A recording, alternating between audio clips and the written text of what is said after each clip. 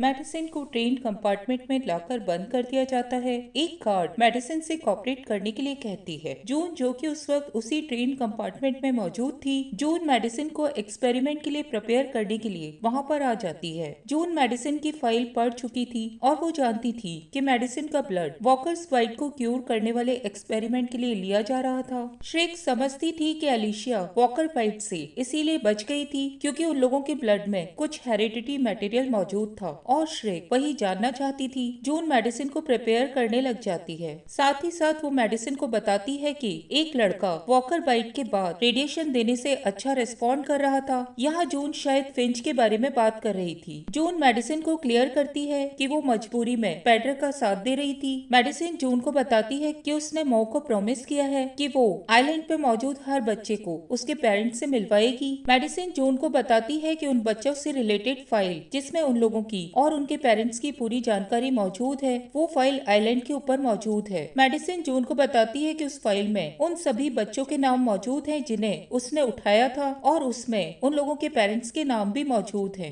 Medicine चाहती थी कि जून उस फाइल को ढूंढे और उन बच्चों को उनके पेरेंट्स से मिलवाने में मदद करे। इस वक्त एपिसोड में 12 साल पुराना एक फ्लैशबैक दिखाया जाता है। ये उस वक्त की बात है जब ज़ॉम्बी एपोकैलिप्स की शुरुआत हुई थी। यंग श्रेक, जिसका असली नाम सैम था, वो अपने भाई बैन के साथ एक मिलिट्री बेस पर मौजूद थी। वो मिलिट्री बेस आज का पेड्रे का हेडक्वार्टर जाना जाता है। सैम और बैन दोनों ही पेड्रे के ऑफिस के अंदर घुसते हैं। उन्हें माइक से आती हुई एक आवाज सुनाई देती है जिसे सुनकर वो दोनों डर जाते हैं। बाद में पता चलता है कि वो आवाज उन दोनों के फादर जनरल क्रैनिक की थी, जो कि उस माइक से अपने बच्चों के साथ मजाक कर रहे थे। सैम उस माइक से बहुत ज्यादा डर जाती है। वो जनरल क्रैनिक को उसे जल्दी से जल्दी ठीक कराने के लिए कहती है। क्रैनिक अपनी बायनोकुलर से वुडपैकर को देखता है। वो उस वुडपैकर को बैन और सैम को भी दिखाता है। जनरल क्रैनिक अपने बच्चों को बताता है कि वुडपैकर का प्रेजेंस उन लोगों को ये शो करता है कि वो उस आइलैंड पर अब सेफ रहेंगे, क्योंकि वो वुडपैकर अपनी फैमिली की सेफ्टी को लेकर बहुत ज्यादा चिंतित रहते थे। जनरल क्रैनिक अब मेनलैंड की तरफ जाने वाले थे। वो अपने बच्चों को जाते समय गुड बाय कहते हैं। उनके पीछे एक बोट खड़ी हुई दिखाई देती है जिसके ऊपर पेड्रे नाम लिखा हुआ था। क्रैनिक अपने दोनों बच्चों सैम और बैन को बताते हैं कि पेड्रे का प्रोग्राम दूसरी कम्युनिटी से कनेक्शन बनाने के लिए किया गया था और अब वो लोग सप्लाईज से भरे हुए कंटेनर्स लेकर उन कम्युनिटी की मदद करने के लिए वहां से जा रहे थे। क्रैनिक अपने बच्चों को बताता है कि मेनलैंड के एक होटल से उन लोगों का कांटेक्ट हो चुका है और वो लोग अब उन्हीं लोगों के पास जा रहे थे। ये वही होटल था जहाँ पर एलिशिया मौजूद थी। जनरल क्रैनिक जाते जाते सैम और बैन को रेडियो पर सेफ्टी पर्पस के लिए अपना बर्ड नेम यूज करने का सजेशन देते हैं। उन्होंने सैम के लिए श्रिक नाम और बैन के लिए क्रेन नाम चुन लिया था। अब एक बार फिर से प्रेजेंट में आते हैं। श्रिक ट्रेन में मेडिसिन के पास आ जाती है। श्रिक मेडिसिन को बताती है कि पेड्रे ने जो बनाया है वो उसे कायम रखने की कोशिश कर रहा था। वो मेडिसिन को कहती है कि अब सालों बाद उन्हें वॉकर बाइट के क्योर को ढूंढने के लिए याद रखा जाएगा और मेडिसिन को इसके लिए हीरो माना जाएगा। मेडिसिन क्लार्क को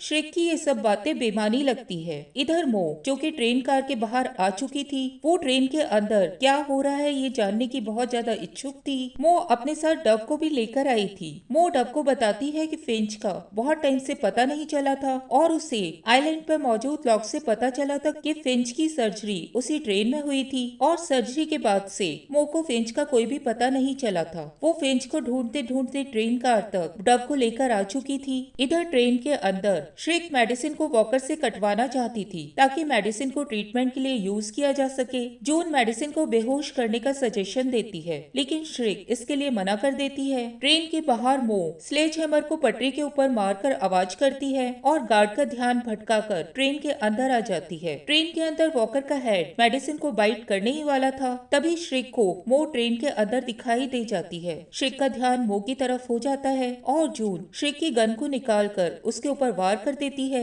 श्रिक नीचे गिर जाती है। जून वॉकर हेड को मार डालती है। जून मो के पास मौजूद एक गार्ड को भी गोली मार देती है। तभी वहाँ पर डव आ जाती है। श्रिक भी तब तक नॉर्मल हो चुकी थी। श्रिक डव से पेड्रे के सोल्जर्स से रेडियो पर कनेक्ट करने के लिए कहती है। डव पेड्रे के सोल्जर्स को कनेक्ट करने ही वाली होती है, तब मो उसे मना करती है। मो डव को बताती है कि वो लोग फिंच के साथ बहुत बुरा कर चुके हैं और फिंच उनके एक्सपेरिमेंट के लिए मारा जा चुका है। डव मो की इन बातों को मानने के लिए तैयार नहीं होती। उस वक्त जून भी डव को बताती है कि फिंच श्रिक के हाथों मारा जा चुका है। मेडिसिन, जून और मो तीनों डव को बताते हैं कि पैड्रे में मौजूद सभी बच्चे उन लोगों के पेरेंट्स से जबरदस्ती छीन कर लाए गए थे और वो सभी उन बच्चों को उनके पेरेंट्स से मिलवाना चाहते हैं।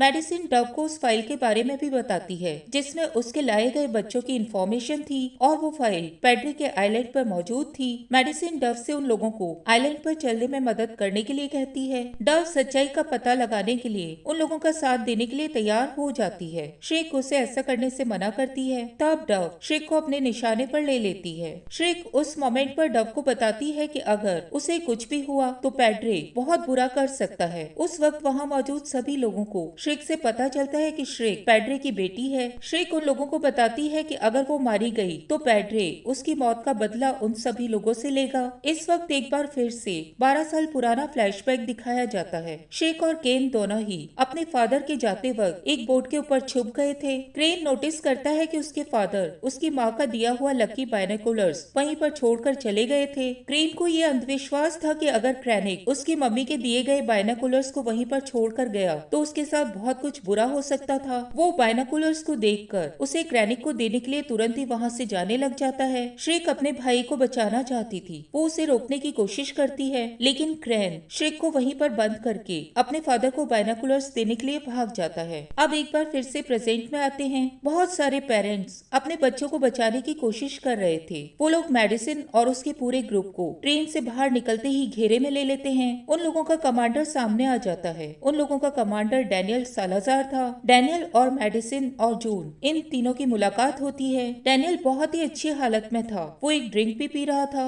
मेडिसिन और डैनियल दोनों ही आपस में बात करते हैं और अपनी पुरानी गलतियों को एक दूसरे के साथ शेयर भी करते हैं। मेडिसिन डैनियल को बताती है कि वो पैड्रे के लिए कलेक्टर का काम कर चुकी है और अब वो अपनी गलतियों को सुधारना चाहती है। वो सभी पेरेंट्स को उनके बच्चे लौटाना चाहती है। डैनियल भी अपनी पुरानी गलती, अपनी बच्चियां ऑफेलिया और चार्ली को न बचा पाने के लिए बहुत ज्यादा गिल्टी था। डैनियल मेडिसिन को बताता है कि वो लूसियाना का साथ भी नहीं दे पाया था और उसे अभी लूसियाना के बारे में कोई भी जानकारी नहीं है। डैनियल मेडिसिन को बताता है कि 7 साल पहले पैड्रे ने उसे भी नाव पर मौजूद बहुत सारे लोगों के साथ पकड़ लिया था। पैड्रे को डैनियल बहुत ज्यादा बूढ़ा लगा था, इसीलिए उसे कोई काम का न देखकर उन लोगों ने उसे स्वाम के अंदर छोड़ दिया था। डैनियल की मुलाकात तभी बहुत सारे पेरेंट्स से हुई थी जिनके बच्चे पैड्रे में ले जाए जा चुके थे। डैनियल ने उन लोगों को रियूनाइट किया था और उन लोगों को पैड्रे से लड़ने के लिए एक ट्रेनिंग भी दी थी। डैनियल और मेडिसिन दोनों ही पैड्रे को हाइपोक्रेट बताते हैं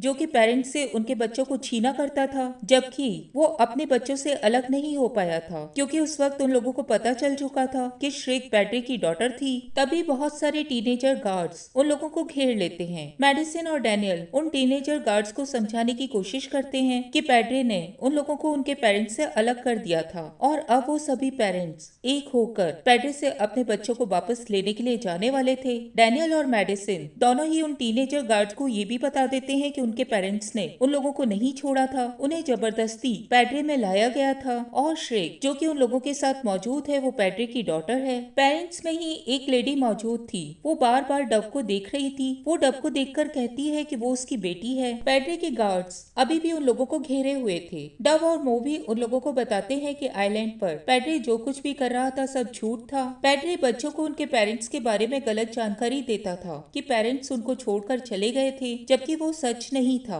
वो लोग गार्ड्स को ये भी बताते हैं कि श्रेक पैड्रे की डॉटर है। डैनियल और मो दोनों ही गार्ड टीनेजर्स को वहीं पर रोक लेते हैं, जबकि मेडिसिन, जून, डव और श्रेक बोट में बैठकर आइलैंड की ओर चले जाते हैं। अगले सीन में फिंच को दिखाया जाता है। फिंच वॉकर बाइट के 48 आवर्स के बाद भी बिल्कुल ठीक दिखाई दे रहा था। फिंच पैड्रे से बात कर रहा था। फिंच पैड्रे से अपने पेरेंट्स के बारे में पूछता है। पैड्रे फिंच को बताता है कि उसके पेरेंट्स को दूसरी जगह पर भेज दिया गया था। तब तक मेडिसिन भी अपने साथियों के साथ आइलैंड पर पहुंच चुकी थी। वो गार्ड्स के वॉकी टॉकी पर पैड्रे से बात करती है। मेडिसिन पैड्रे से बात करके उससे फाइल देने के लिए कहती है, नहीं तो वो श्रेक की आइडेंटिटी को एक्सपोज करने की धमकी देती है। श्रेक मेडिसिन को बताती है कि उन लोगों का बच्चों को पेरेंट्स से सेपरेट करने का एक बहुत बड़ा कारण था। इस वक्त एक और 12 साल पुराना फ्लैशबैक दिखाया जाता है। क्रेन अपने पापा को ढूंढते हुए सप्लाई कंटेनर्स के बीच में पहुंच जाता है। श्रेक भी किसी तरह से अपने आप को आजाद करती है और क्रेन को ढूंढते हुए कंटेनर्स तक पहुंच जाती है। श्रेक को कंटेनर से आती हुई वॉकर्स की आवाज सुनाई देती है। कुछ वॉकर्स तभी उन दोनों के पास आने लग जाते हैं। श्रेक और केन दोनों ही वॉकर से बहुत ज्यादा डर जाते हैं और वो शिपमेंट कंटेनर्स के अंदर की ओर भागने लग जाते हैं। तभी उन लोगों का फादर जनरल क्रैनिक वहाँ पर पहुँच जाता है। वो वॉकर से अपने बच्चों को बचाने लग जाता है। क्रैनिक अपने दोनों बच्चों को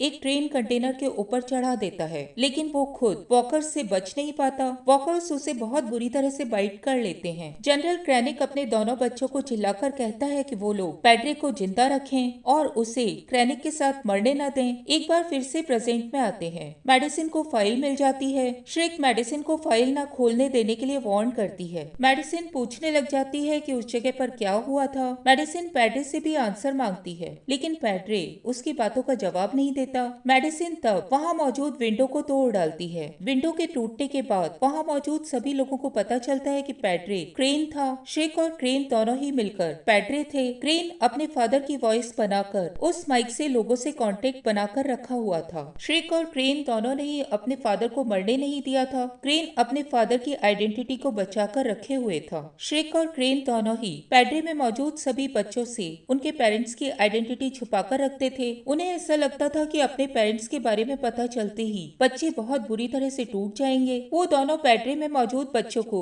झूठ बोला करते थे कि उन लोगों के पेरेंट्स उन लोगों को छोड़कर जा चुके हैं। वो लोग इसलिए ऐसा करते थे ताकि वहाँ मौजूद बच्चे जीने के लिए मोटिवेट हो सकें। मेडिसिन श्रेक और क्रेन दोनों से पूछती है कि उन कंटेनर्स में क्या था। श्रेक और क्रेन दोनों ही मेडिसिन की इस बात का जवाब देने से मना कर देते हैं और उसे बताते हैं कि वहाँ जो कुछ भी मौजूद है वो पूरी तरह से प्रोटेक्टेड है। श्रेक डव से उस फाइल को खोलने के लिए कहती है। मेडिसिन डव की फाइल को खोलती है। डव का असली नाम ओडेसा था। डव की मम्मी का नाम एवा संडरसन था और वो मेडिसिन के द्वारा मारी गई थी। डव ये सुनकर मेडिसिन के ऊपर गुस्सा करती है और रोने लग जाती है। श्रेक और क्रेन दोनों ही मेडिसिन और जून से अपने ट्रेन एक्सपेरिमेंट को जारी रखने के लिए कहते हैं। वो चाहते थे कि जब उन लोगों को वॉकर बाइट का क्योर मिल जाएगा तब वो अपना प्रोटेक्ट किए गए बच्चों को उनके पेरेंट्स से मिलवा देंगे। श्रेक मेडिसिन को रेडियो देकर उसे पूरे पैड्रे आइलैंड को सच्चाई बताने के लिए कहती है। मेडिसिन उस वक्त चाहती तो आइलैंड को पूरी सच्चाई बता सकती थी, लेकिन मेडिसिन माइक के ऊपर कुछ भी नहीं बोल पाती।